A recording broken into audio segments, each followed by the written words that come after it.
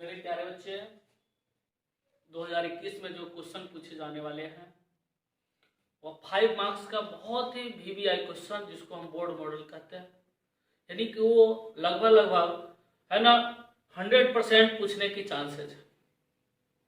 जो 5 मार्क्स में आपको क्वेश्चन पूछेगा वो क्वेश्चन कौन सा है? A right important ore of iron, how can extracted from their ore. यानी इसका मतलब हो गया कि आयरन के महत्वपूर्ण अयस्क लिखे तथा है ना उसके अयस्क से निष्कर्षण कैसे किया जाता है उसके बारे में देखें। तो हम क्या करते हैं, पॉइंट बाई पॉइंट बना के पढ़ते हैं तो ज्यादा अच्छा रहता है। तो सबसे पहला है कि ये क्या है, हम बता दिया कि बोर्ड मॉडल ये 2021 में पूछने वाला है, वो भी 5 मार्क्स में पूछता है। बहुत सिंपल सा क्वेश्चन है और इतना मैं अच्छा से बता चुका हूं कि एग्जामिनर आपको 5 में 5 मार्क्स दे सकता है, एक भी मार्क्स काट नहीं सकता। सबसे पहले क्या है, इंपॉर्टेंट ओर। क्या है? इंपॉर्टेंट ओर।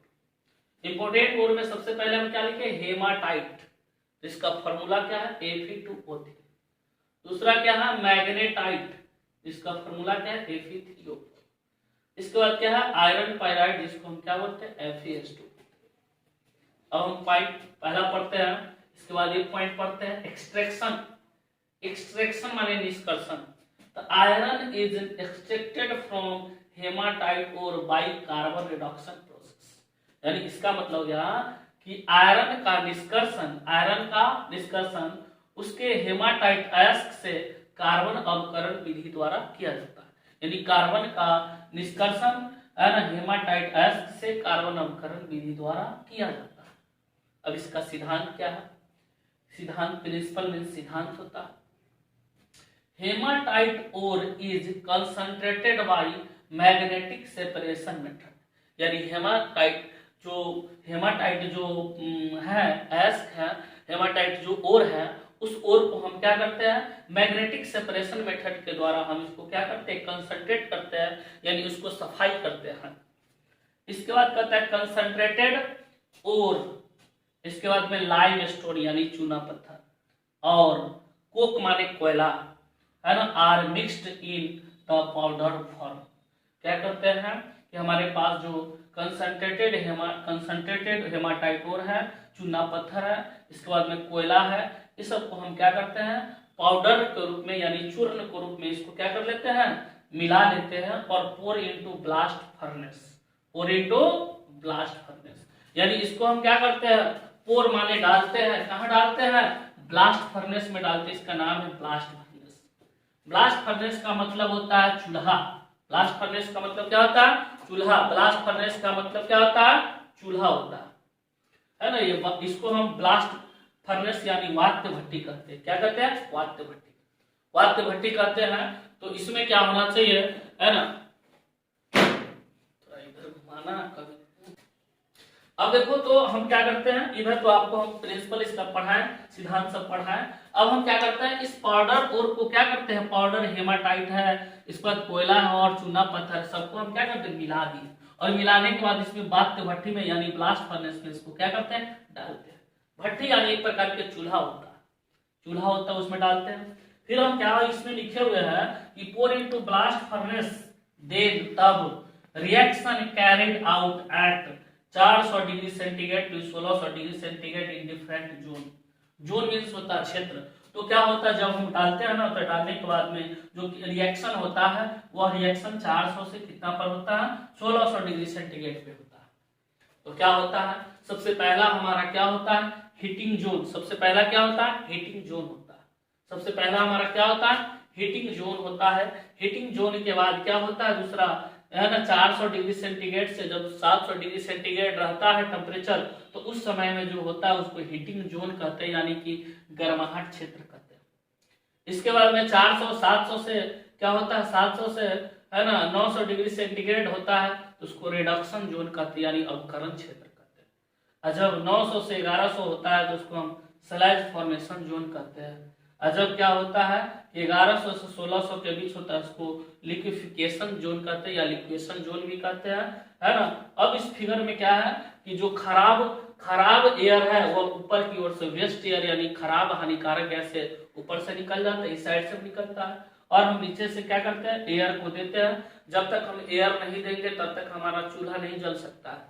पहले के जमाने में लालटेन हुआ करता था, तो लालटेन के है ना, जहाँ पे शीशा लगाते थे उस शीशा के अंदर में छिद्र रहता था, यहाँ पे जाली रखने वाला है, क्योंकि ऑक्सीजन सही से पास करे तो हमारा सही से लालटेन जले, इसलिए इसको एयर जरूरी है। बिना एयर के उपस्थिति में कोई चीज जल नहीं सकता।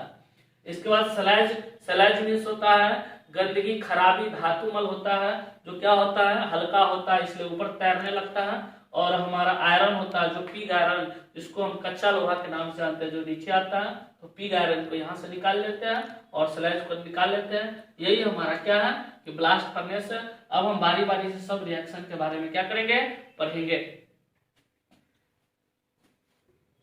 सबसे पहला हम क्या पढ़ते हैं, हीटिंग जोन के बारे में पढ़ते हैं। किसके बारे में मेरे प्यारे बच्चे, हीटिंग जोन के बारे में पढ़ते हैं। हीटिंग जोन में क्या हो रहा है, हीटिंग जोन के बारे में सबसे पहला पॉइंट में पढ़ेंगे। हीटिंग जोन में होता क्या चीज, हीटिंग जोन दैट इज कितना से कितना हो रहा है, दैट इज है ना 400 डिग्री सेल्सियस से कितने 700 डिग्री सेल्सियस के बीच हो रहा है। 400 से कितना के बीच, 700 डिग्री सेल्सियस के बीच हो रहा है। अब इसमें क्या होता है, इसमें होता है हीटिंग जोन में, यानी कि होता है कि हेमाटाइट है ना, इसमें होता है कि carbon is in this reason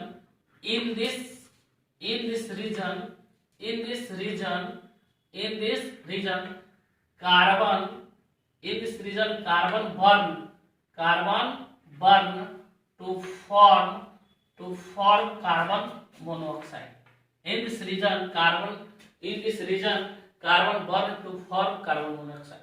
इस रीजन में क्या होता है, कार्बन है ना जल करके क्या देता है, कार्बन मोनोऑक्साइड देता है।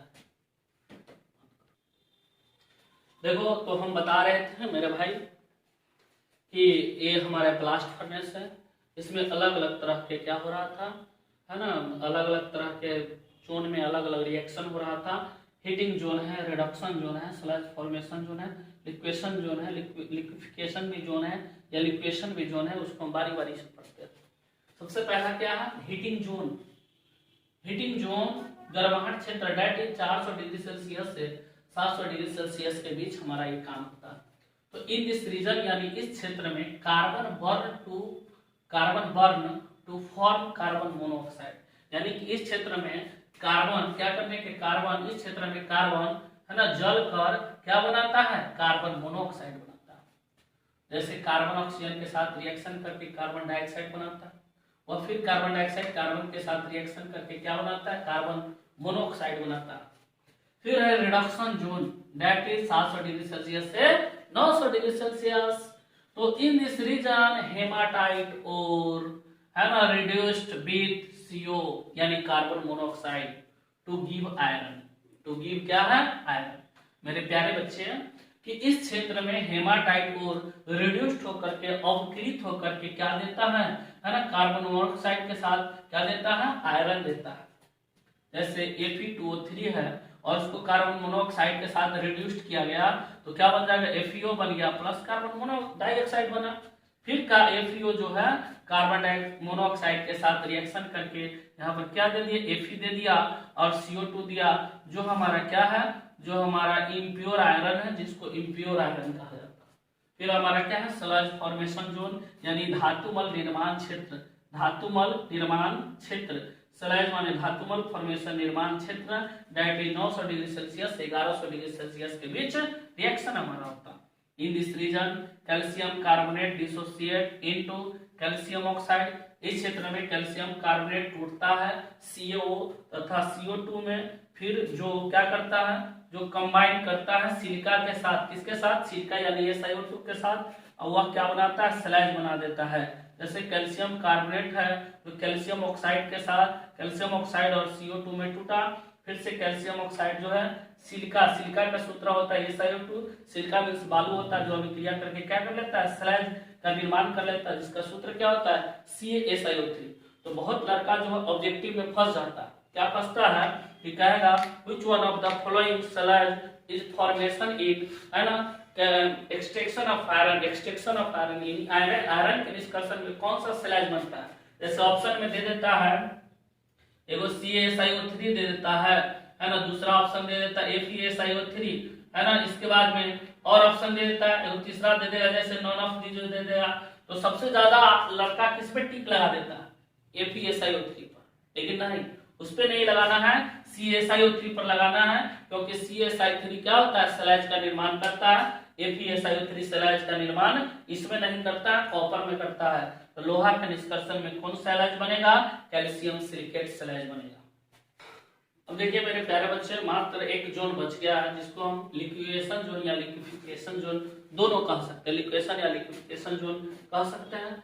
लिक्वेशन जोन में क्या होता है? 1100 डिग्री सेल्सियस से 1600 डिग्री सेल्सियस के बीच हमारा काम होता है, रिएक्शन होता है तथा इन दिस रीजन, इस क्षेत्र में सॉलिड आयरन यानी ठोस iron converted into molten state, यानी ठोस आयरन किसमें कन्वर्ट हो जाता है? मोल्टेन स्टेट में कन्वर्ट हो जाता है। टू गेट्स तब प्राप्त होता है प्योर आयरन, शुद्ध आयरन क्या होता है? प्राप्त होता है। व्हिच माने जो, कंटेन माने रखता है, 3 से 4% क्या रखता है? कार्बन को रखता है, जिसे किस नाम से? जिससे पिग आयरन के नाम से क्या जाता है? जाना जाता है। जैसे Fe सॉलिड स्टेट में है, इसको जब गर्म किया गया तो मोल्टेन स्टेट में आ गया। जो पिग आयरन जिसमें 3 से 4% क्या होता है? कार्बन होता है। यही मेरा इंड हो गया का है ना, कार्बन का है ना एक्सट्रैक्शन है ना, लोहा का आयरन का एक्सट्रैक्शन क्या हो गया? खत्म हो गया। प्यारे बच्चे, इसको फिगर बना करके आप लोग क्या कीजिएगा है ना, इसका आंसर दीजिएगा। आपको एग्जाम में 5 मार्क्स आ जाएगा, इसमें कोई डाउट करने की जरूरत नहीं है। मैं जो बता रहा हूं ऐसा बहुत कम टीचर बताते हैं, क्योंकि फिगर के साथ और रिएक्शन के साथ, इसलिए आप मेरे है ना इस आयरन के एक्सट्रैक्शन को भली बात अच्छी तरीका से समझिएगा और बनाइएगा, और लाइक और कमेंट और शेयर जरूर कीजिएगा। अगर कोई प्रॉब्लम है तो हमसे शेयर कर लीजिएगा। थैंक यू मेरे प्यारे बच्चे।